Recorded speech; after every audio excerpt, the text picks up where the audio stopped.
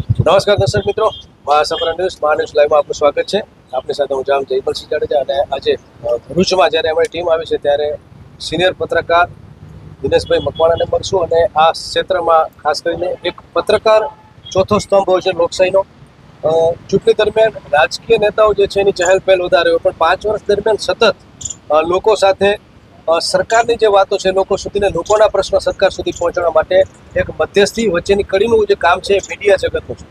ત્યારે પત્રકાર જગતમાં અમે કાયમ જતા હોઈએ છીએ, ત્યાં સુધી પત્રકારનો પ્રતિભાવ લેતા હોઈએ છીએ, કારણ કે એ નિષ્પક્ષ હોય છે.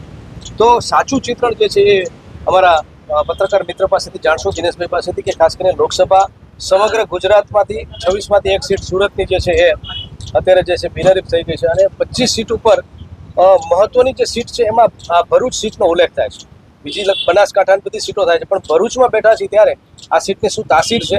ઘણા વર્ષોથી લાંબા સમયથી જે છે એ મનસુખભાઈ વસાવા, ત્યારબાદ જે છે ચૈતર વસાવાનું નામ જે અચાનક યુવા નેતા તરીકે આવ્યું અને દિગ્ગજ નેતાઓને પણ ક્યાંક ને ક્યાંક પસીનો વળ્યો છે. તો સમગ્ર સ્થિતિ શું છે જાણીએ આપણે દિનેશભાઈ. દિનેશભાઈ, મા ન્યૂઝમાં આપનું સ્વાગત છે. સિનિયર પત્રકાર તરીકે થોડીક આપની કારકિર્દી વિશે વાત કરશો અમારા દર્શકો.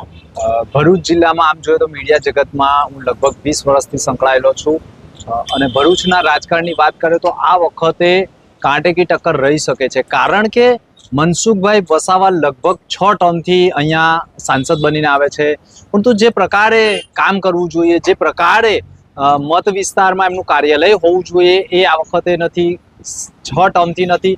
વાત કરવામાં આવે તો ચૈતર વસાવાનો ક્રેઝ કેમ છે, તો આ વખતે ઇન્ડિયાનું જે ગઠબંધન છે આપ સાથે એને લઈને જે મતદારો એટલે કે જે મત બેંક, મુસ્લિમોની જે મત બેંક છે, લઘુમતી જે મત બેંક છે, એ આ વખતે લગભગ કોંગ્રેસનું ચિહ્ન ઈવીએમમાં ન હોવાના કારણે ઝાડુ તરફ વળી શકે, એટલે ચૈતર વસાવા તરફ વળી શકે છે.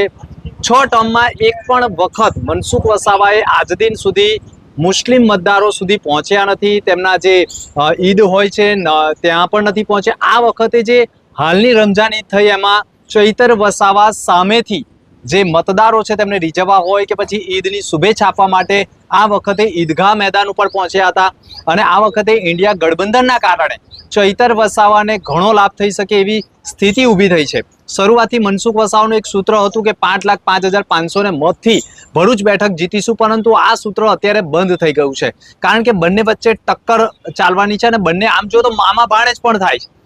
ડેડિયાપાડામાં બંનેનું ઘર સામ સામે હોવાનું પણ માનવામાં આવે છે, પરંતુ રાજકારણમાં લોહી પણ કોઈને માનતા નથી અને રાજકારણ પોતાનું રમતા હોય છે. પરંતુ અત્યારે ભરૂચની જો બેઠક વાત કરવામાં આવે તો કાંટેકી ટક્કર છે, એક જ ચાલે, ચૈતર વસાવા ચાલે. આવી ટક્કર વચ્ચે મનસુખ વસાવાને પણ નાચતા કરી દીધા છે. તમે જુઓ તો અત્યારે મનસુખ વસાવાનું એક શક્તિ પ્રદર્શન યોજાયું. શક્તિ પ્રદર્શનમાં એમણે ભોજનની વ્યવસ્થા કરવી પડી છે. એમણે એટલે કે એમના હોદ્દેદારો કે એમના કાર્યકરો, ત્યારે જનમેદની બી માંડ એમની 500 કે 800 થઈ હશે. જ્યારે ચૈતર વસાવાએ તેના સીએમ, અત્યારે પંજાબના સીએમને એમણે જે રેલી ના કહેવાય એને રેલો કહેવાય, એમાં મોટા ભાગના ભરૂચના લોકો તો હતા જ નહીં. દેડિયાપાડા અને આદિવાસી વિસ્તારના જ લોકો મોટા પ્રમાણમાં, લગભગ નહીં માનો તો બી 5 થી 7 હજાર જેટલી જનમેદની માત્ર એમની રેલીમાં હતી, એટલે રેલામાં હતા, અને કોઈ પણ જાતની ખાવાની કે પીવાની કોઈ જ સુવિધા નહોતી. અને આવી વચ્ચે જે રીતે જનમેદની ઉઠે છે એ સ્પષ્ટ બતાવે છે કે આ વખત એક જ ચાલે, ચૈતર ચાલે. પરંતુ મનસુખ વસાવાને પતાવવા માટે ભાજપ પણ ક્યાંક ને ક્યાંક એમના હોદ્દેદારો નેગેટિવ પ્રક્રિયા કરતા હોય, નેગેટિવ નિવેદન કરતા હોય.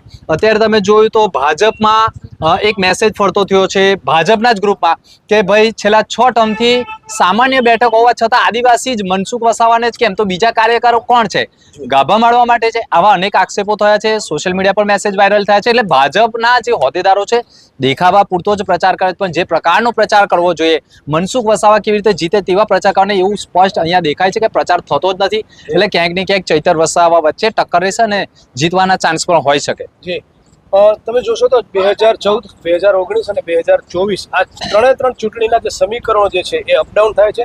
એક સમય એવો હતો કે લગભગ દિગ્ગજ નેતાઓને અહીંયા રહેવું પડતું હતું, પણ હવે જેપી નડ્ડાજી હોય, મોદીજી હોય, અમિત શાહ હોય, આ બધા જ લોકોને જે છે એ ગુજરાતની સીટો, કારણ કે 26 સીટ અત્યાર સુધી એ લોકો સેફ પોતાના ખિસ્સામાં છે એમ સમજતા હતા, પણ અત્યારે પરિસ્થિતિ બદલાઈ છે અને પરિણામ સ્વરૂપે એ રૂપાલાનું ફેક્ટર હોઈ શકે છે. નિવેદનબાજી હતી, ત્યારબાદ સૌરાષ્ટ્રમાં જે દિગ્ગજ નેતા ગેનીબેન જે છે એનું વ્યક્તિગત નામ છે, અહીંયા ચેતરભાઈનું નામ છે.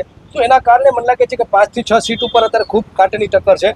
ઋતુરાજસિંહને કહીશ કે આગળનો પ્રશ્ન, ત્યારબાદ આપણે અહીંયાની સ્થાનિક જે છે એ જ્ઞાતિવાઇઝ સમીકરણ શું હોઈ શકે છે એ આપણે પત્રકાર પાસેથી જાણશું. મારે એ જાણવું છે કે હમણાં જે આપણા જે બીજેપીના રાષ્ટ્રીય અધ્યક્ષ છે, આપણા વડાપ્રધાન છે, એ લોકો ગુજરાત ટૂરમાં છે, કેમ કે ત્રીજા તબક્કામાં મતદાન અહીંયા થવા જઈ રહ્યું છે. અને લગભગ સોશિયલ મીડિયામાં નરેન્દ્ર મોદી હજી એકવાર માંગણી કરેલી છે કે હજી 5 વર્ષ અમને મોકો આપવામાં આવે. ગયા 10 વર્ષ મોકો આપવામાં આવ્યો હતો, તો ત્યારે ક્યાંક ને ક્યાંક અમે જેટલી ટૂર કરી છે ગુજરાતમાં કે દેશમાં જે વિરોધ ચાલુ થયો છે, ક્યાંક ને ક્યાંક વિકાસના બાબતે એ લોકોને પાછળ પડતા હોય છે. અને હવે વળી 5 વર્ષની એ લોકોને માંગણી કરેલ છે. તો આ તમે કઈ દ્રષ્ટિકોણથી જોવો છો? ચોક્કસ વાત કરીએ તો ભરૂચમાં વિકાસ થયો હોય, જાડેશ્વરનો જે ભરૂચમાં જે નર્મદા મૈયા બ્રિજ છે, સૌપ્રથમ અહેમદ પટેલ વખતના રાજમાં બનાવવામાં આવેલો છે. ભરૂચની શ્રવણ ચોકડીની વાત કરવામાં આવે, અનેક કામો છે ને જે તે સમયના વખતમાં થયેલા છે. અત્યારે જો વિકાસની વાત કરવામાં આવે, પરંતુ અત્યારે સરકારની જે યોજનાઓ હોય છે તે લાભાર્થીઓ સુધી પહોંચે પણ છે. પરંતુ અત્યારે જે ફેક્ટર કામ કરી રહ્યું છે, ઇન્ડિયા ગઠબંધનના કારણે સીધી મુસ્લિમોની જે લઘુમતી મત બેંક છે તે સીધી ચૈતરને સહકાર આપી રહી છે. અને જો લઘુમતી મત બેંક સીધી ચૈતર વસાવાના સહકારમાં રહે તો આ વખતે અહીંયા કાટેકી ટક્કર રહી શકે. કારણ કે સૌથી વધારે આમ જોઈએ તો આદિવાસી પછીના મતોનું જો વધુ મત બેંક માનવામાં આવે તો લઘુમતી મત બેંક છે. અને આદિવાસી સાથે સાથે આ વખતે 3 ફેક્ટર છે, 3 આદિવાસી ઉમેદવારો છે. આ વખતે બાપ ઉમેદવાર પણ છે જે છોટુ વસાવાના સંત છે. દિલીપ વસાવાએ પણ પોતે ઉમેદવારી કરેલી છે. એટલે આદિવાસી મતોનું વિભાજન થશે. એટલે ક્યાંક ને તરફ જશે દિનેશભાઈ, મારે એ જાણવું છે કે એ વિભાજન જે બીજેપીને ફાયદો કરશે કે ચૈત્ર વસાવાને ફાયદો? આદિવાસી મતોનું વિભાજન થાય એટલે સ્વાભાવિક છે કે મનસુખ વસાવા અને ચૈતર વસાવાના બંનેના મતોનું વિભાજન થાય તો લઘુમતી મત બેંક જો ચૈતર વસાવાને સહકાર આપે તો અહીં સ્પષ્ટ ચિત્ર છે કે ક્યાંક ને ક્યાંક ચૈતર વસાવા અહીંયા 25-30 હજાર મતથી પણ અહીંયા જીતે છે. પરંતુ ક્યાંક ને ક્યાંક ભાજપના લોકોએ જે પ્રચાર કરવાનો અત્યારે લોકોને ભાજપના હોદ્દેદારોને મારે છે. ગઈકાલે વિડીયો વાયરલ થયા અંકલેશ્વરમાં, ક્યાંક ને ક્યાંક એમને ધબ્બા મારે છે, ચપ્પલો મારે છે, આવા વિડીયો વાયરલ થયા છે. એટલે ક્યાંક ને ક્યાંક ભાજપના હોદ્દેદારોએ પણ હજુ થોડી મજબૂતાઈથી પ્રચાર પ્રસાર કરવો પડે. આ 10 વર્ષમાં ફેક્ટર કઈ રીતે બદલાયું છે હું તમારી પાસે જાણીશ, પણ મને જે લોકસભા 2022માં આપણે જઈએ ત્યારે કોંગ્રેસના ઉમેદવારના વોટિંગ અને આમ આદમી પાર્ટીના વોટ એ બંનેને સાથે કરીએ, કારણ કે તમે કહ્યું કે ગઠબંધનના કારણે કોંગ્રેસના વોટ જે છે ચૈતરભાઈને જશે, તો આપ અને કોંગ્રેસનું જે મિશ્ર મતદાનથી પછી ભારતીય જનતા પાર્ટી અને વચ્ચે કેટલો ગેપ આવી શકે? આમ જોઈએ તો આ વખતે 7 વિધાનસભા એ એક લોકસભા બેઠક માનવામાં આવે છે. વિધાનસભામાં આમ આદમી પાર્ટીની વાત કરીએ તો ચૈતર વસાવા જે તે સમયે વિધાનસભામાં ઉમેદવારી કરી હતી, જ્યારે જીત્યા હતા તો 1 લાખ મતની લીડથી જીત્યા હતા. તો જો એ 1 લાખ મત પણ જો પાછા આમાં ટ્રાન્સફર થાય તો પ્રથમ દ્રષ્ટિએ સ્પષ્ટ દેખાય છે. પરંતુ જો ગઈ વખતે કોંગ્રેસ અને ભાજપની વાત કરીએ તો કોંગ્રેસ હપુચું પતી ગયું છે. અહીંયા ભરૂચની વાત કરવામાં આવે, કોંગ્રેસ આમ જોઈએ તો માત્ર કોંગ્રેસના મતો મુસ્લિમ હોય, દલિત હોય, એમના જ અમુક મતોનું થતું હોય છે. પરંતુ આ વખતે જે પ્રકારે થઈ રહ્યું છે, કરજણમાં જે પ્રકારે થઈ રહ્યું છે, કરજણની બેઠક પણ હાલ ભરૂચ લોકસભા બેઠકમાં ગણવામાં આવે છે, દેડિયાપાડાની બેઠક ભરૂચમાં, એટલે 7 વિધાનસભા છે. અને એને લઈને ક્યાંક ને ક્યાંક આ વખતે લઘુમતી મત બેંકના કારણે ક્યાંક ને ક્યાંક ચૈતર વસાવાને ફાયદો થાય તેવું સ્પષ્ટ દેખાય છે. તો અત્યારે જે 2 પાર્ટી છે, એક મેજોરિટી જે પબ્લિક છે આપણા દેશની એના સમર્થનમાં રહે છે અને એક જે લઘુમતીના સમર્થનમાં રહે છે. તો આપણી મોસ્ટ ઓફ અહીંયા પોપ્યુલેશન જોવા જઈએ તો આપણે હિન્દુસ છે, પણ ક્યાંક એક વકીલે બુક લખી હતી, રઘુરાજ રાજન કંઈક નામ હતું, અને એમને સ્પષ્ટ વર્ણન કરેલું છે કે જે હિન્દુ છે એમની પરિસ્થિતિ ક્યાંક first class, second class citizen જેવી નહીં, પરંતુ 8th ક્લાસ સિટીઝન જેવી પરિસ્થિતિ થઈ ગઈ છે. એવા રૂલ્સ એન્ડ રેગ્યુલેશન્સ જે મેજોરિટી પોપ્યુલેશન છે એના ઉપર થોપવામાં આવે છે. અને જે માઇનોરિટી છે, ક્રિશ્ચિયન સ્કૂલ્સ તમે જોતા હશો કેટલી ફૂલ પ્રોફિટમાં ચાલતી હોય છે કે ફૂલ ફાયદામાં ચાલતી રહે છે. તો આ તમે કઈ દ્રષ્ટિકોણથી જોવો છો કે આના પાછળનું કારણ શું હોઈ શકે?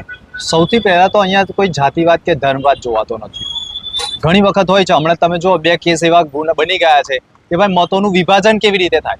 તો આપણે જૂના ભરૂચમાં વાત કરીએ તો એક મંદિરને ફૂંકી મારવાનો પ્રયાસ કરાયો હતો, હજુ એ ભેદ ઉકેલાયો નથી. આ વાત પતી નથી. ત્યાં વાગરામાં પણ એક મંદિર નજીકની જે દુકાન છે તેને ફૂંકી મારવામાં લગભગ 11 મુસ્લિમો સામે કેસ દાખલ થઈ ગયો. એટલે ક્યાંક ને ક્યાંક ચૂંટણીના સમયે જ આવા કેસો આપણને જોવા મળતા હોય છે. એ માત્ર કોંગ્રેસને ફાયદો કરાવો નહીં પણ ભાજપને પણ નુકસાનકારક હોય છે. જે મંદિર ફૂંકી મારવાનો પ્રયાસ કર્યો હતો તે જે RSSના હોય છે, બરાબર છે, પણ તો એનો ભેદ હજુ ઉકેલાયો નથી. એની અંદર પણ જે CCTV વાયરલ થયો છે તેમાં જે મુસ્લિમોનો વેશ ધારણ કરીને યુવક આવ્યો હતો આવું, એટલે એક જાતની મનગળત કરીને ક્યાંક ને ક્યાંક ધર્મવાદને આગળ કરી અને વાતાવરણ ડહોળવાનું કૃત્ય થતું હોય, મતોનું વિભાજન કરવાનું કૃત્ય થતું હોય એવું પ્રથમ દ્રષ્ટિએ દેખાઈ રહ્યું છે. પરંતુ ક્યાંક ને ક્યાંક હવે જનતા સમજી ગઈ છે, જનતા માની ગઈ છે કે અહીંયા કોઈ ધર્મવાદ કે જાતિવાદ નથી જોવાતો. અહીં તો સાચા અર્થમાં લોકશાહીનો પર્વ એટલે આપણો પર્વ માનવામાં આવે છે અને આ પર્વને દિવાળીની જેમ મનાવવાના ભાગરૂપે લોકો મતદાન કરતા હોય છે. દિનેશભાઈ, મીડિયાનો કેમેરો અને એની કલમ બોલતી હોય છે અને નેતાઓની જીભ બોલતી હોય છે અને જીભના કારણે ઘણીવાર એ લોકોને નુકસાન પણ થતું હોય, જેમ કે પુરુષોત્તમ રૂપાલા, પછી જે છે એ આપણે ઇન્દ્રનીલ રાજ્યગુરુ, આપણે કીધું કે ગાંધીજી જે છે બહુ ચતુર હતા, જે છે રાહુલ ગાંધી, એનાથી પણ એટલે આ બોલેલા શબ્દો ઘણીવાર એ નેતાઓને મુશ્કેલી ઊભી કરી દેતા હોય છે.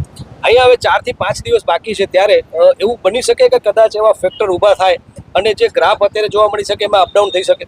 ફેક્ટર એટલે કે માની લો કે કોઈ પણ નેતા કોઈએ નિવેદન કે કોઈ ટિપ્પણી કરી, આ રૂપાલાએ હમણાં ક્ષત્રિય સમાજની ટિપ્પણી કરી, એ પહેલા દલિતોની પણ ટિપ્પણી કરી હતી, પરંતુ ક્યાંક ને ક્યાંક એમના નેતાઓના જે ભાષણો હોય છે એના કારણે જે જ્ઞાતિવાદ જે મતદાન થતું હોય છે એમાં ક્યાંક ને ક્યાંક ફરક પડતો હોય છે. જે પ્રકારે અત્યારે ક્ષત્રિય સમાજમાં જે ટિપ્પણી કરેલી છે તે એમને નડશે. કેમ કે અત્યારે કોઈ ગામમાં એમનાથી જવાતું નથી, ક્ષત્રિય સમાજના લોકો એમને ફરી વળે છે, ચપ્પલો મારે છે, પથ્થરો મારે છે. કાલે એક જણનો પગ ફ્રેક્ચર થઈ ગયો, પ્રચાર અર્થે ગયા હતા તો ગ્રામજનો એને બગાડ્યો તો એ યુવકનો પગ ફ્રેક્ચર થઈ ગયો, ક્ષત્રિયોએ હુમલો કરેલો. એટલે અહીંયા ભરૂચમાં તો ક્ષત્રિયોમાં પણ ભાગલા પડી ગયા છે. ક્યાંક ભાજપૂત સંમેલન યોજાય તો ક્યાંક રાજપૂત સંમેલન યોજાય, એટલે ક્ષત્રિયોમાં પણ અહીંયા ભાગલા પડી ગયા છે. એટલે અહીંયા જાતિવાદ કે ધર્મવાદ નહીં, પણ લોકો પોતાના સાચા ઉમેદવારને જીતાડવા માટે મતદાન કરશે.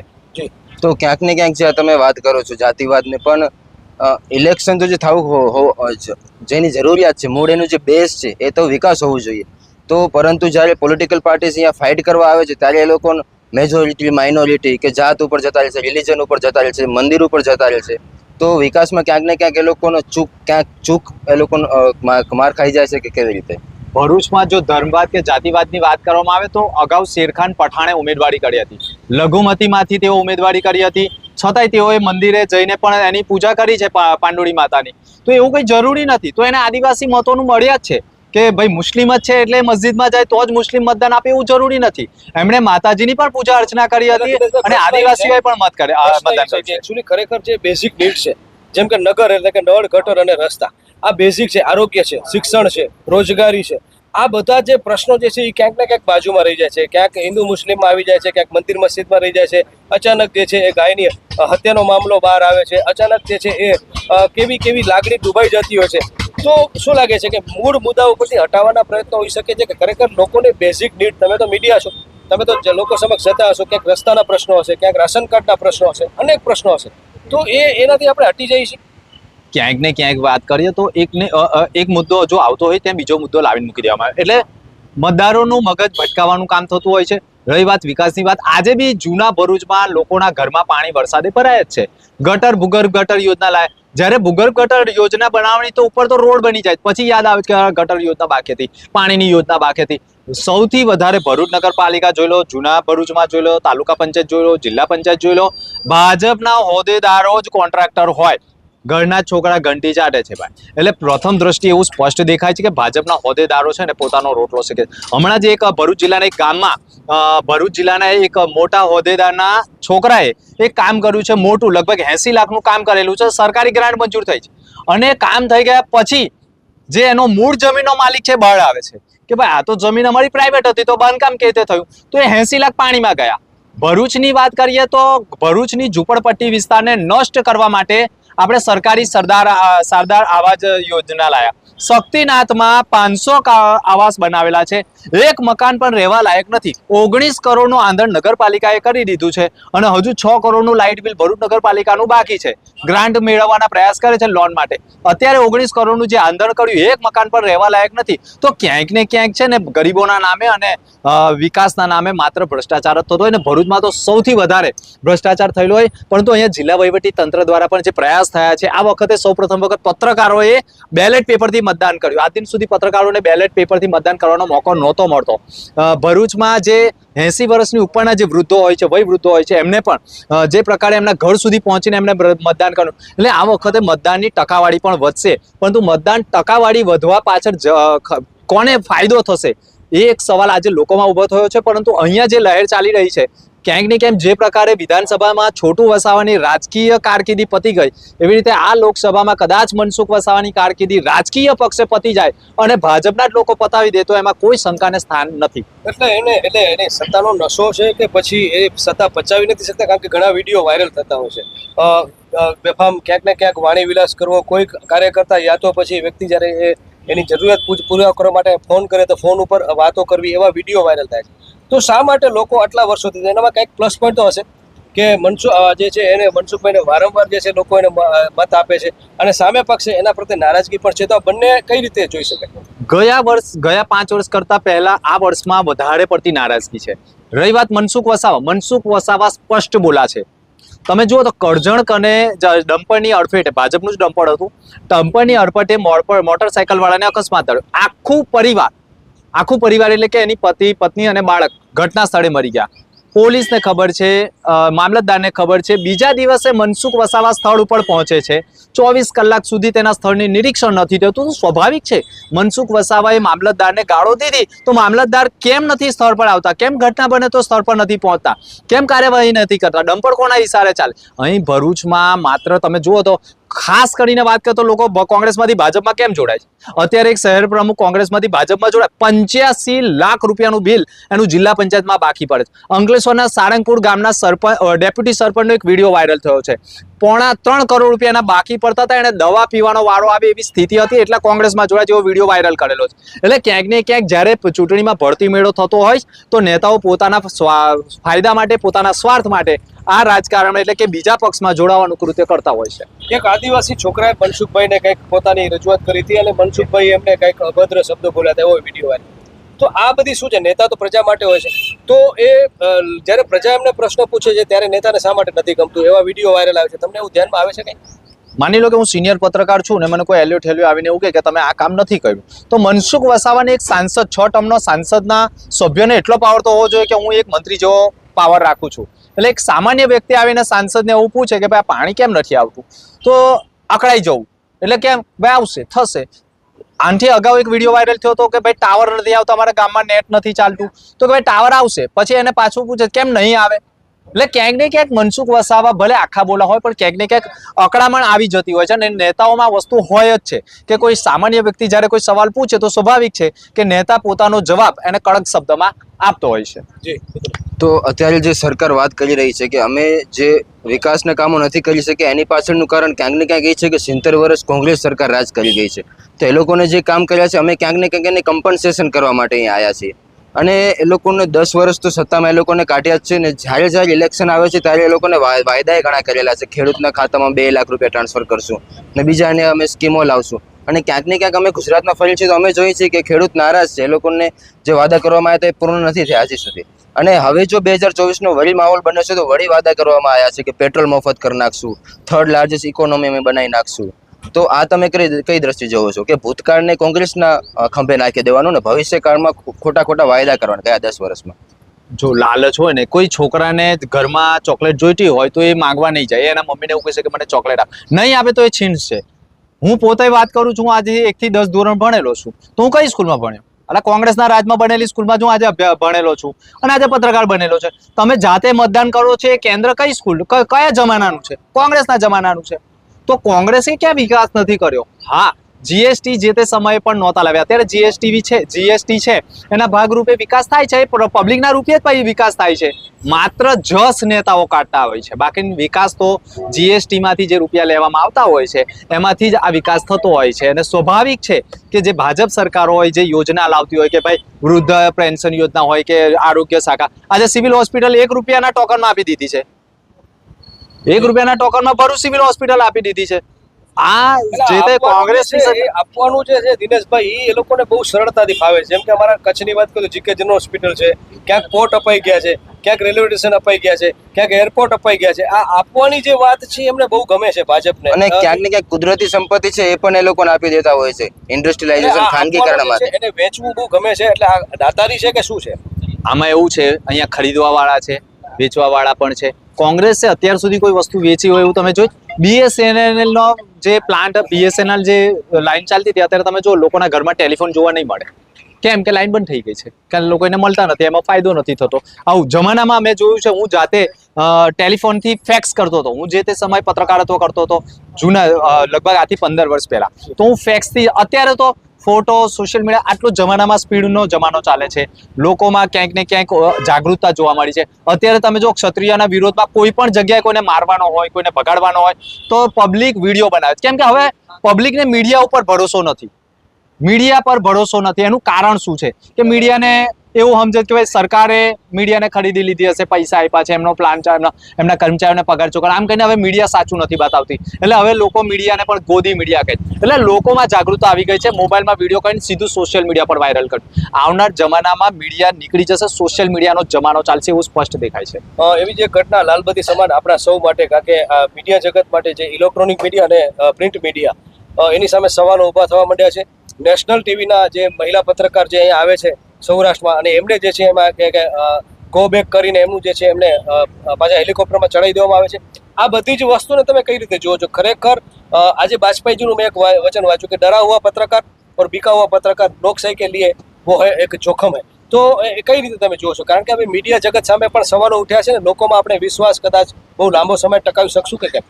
મીડિયા એ સાચી માહિતી મૂકવાનું એક માધ્યમ છે. પ્રિન્ટ મીડિયા હોય કે ઇલેક્ટ્રોનિક મીડિયા હોય, અત્યારે ઇલેક્ટ્રોનિક મીડિયાને ગોદી મીડિયા તરીકે આ લોકો હવે સંબોધી રહ્યા છે. રાહુલ ગાંધી હોય કે પછી કેજરીવાલ હોય. કેમ?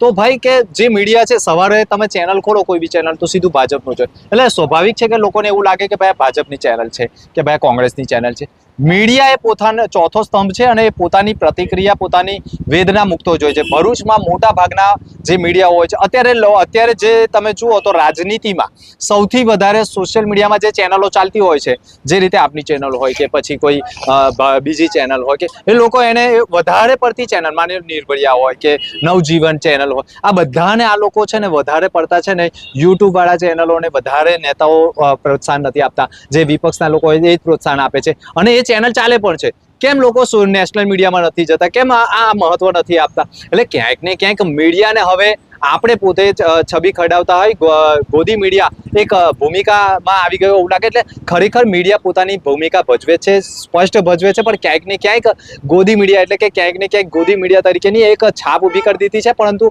સોશિયલ મીડિયાના જમાનામાં મીડિયા સાચી દિશામાં સ્પષ્ટ હોય એવું લાગે છે. વિરામ તરફ જશું. જેમ તમે વાત કરી કે ગોદી મીડિયાનો એક થપ્પો મારી દેવામાં આવે છે ચેનલો ઉપર, અને પરંતુ જ્યારે નરેન્દ્ર મોદી હમણાં અહીંયા આવેલા હતા ત્યાં એમને કીધું કે જે આ મીડિયા છે એ કોંગ્રેસના સમર્થનમાં છે, એ અમારા વિરોધ એ લોકોને છાપશે, અમારા વિરોધ એ લોકોને ટીવીમાં બતાવશે, અને એ લોકો કોંગ્રેસની એક મીડિયા છે. અને ક્યાંક ને ક્યાંક એમ પણ વાત કરેલી છે કે આજનો જે યુવા છે જે પહેલી વાર મતદાન કરવા જઈ રહ્યો છે, એને કહ્યું કે 10 વર્ષ પહેલા ખાલી સોશિયલ મીડિયાનો અત્યારે જમાનો છે, જેન ઝી જેને કહેવાય છે.